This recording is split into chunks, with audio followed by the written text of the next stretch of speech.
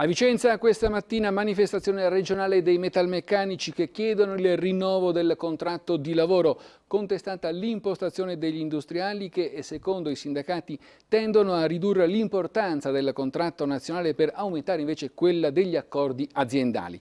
Senza il contratto nazionale, è stato ribadito dai lavoratori, i diritti sono a rischio. Massimo Zennaro e Paolo Colombatti, il servizio. Basta precarietà. Basta leggi contro i diritti dei lavoratori, basta risorse economiche verso l'impresa e al contrario gli investimenti pubblici che devono ripartire.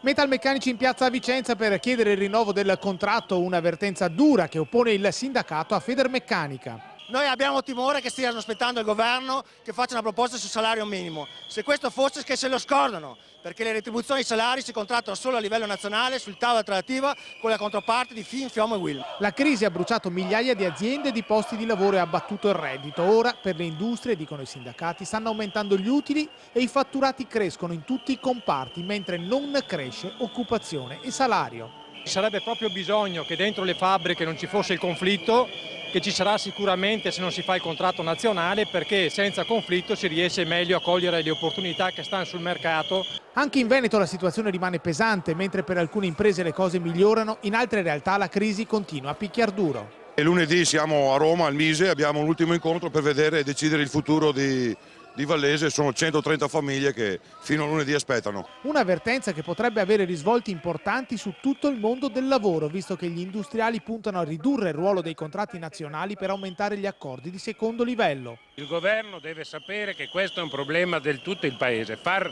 rinnovare i contratti e far ripartire gli investimenti è la condizione per far funzionare meglio questo Paese, e il governo deve smetterla di dare soldi a pioggia alle imprese e se vuole fare un provvedimento serio dica che gli aumenti del contratto nazionale sono defiscalizzati.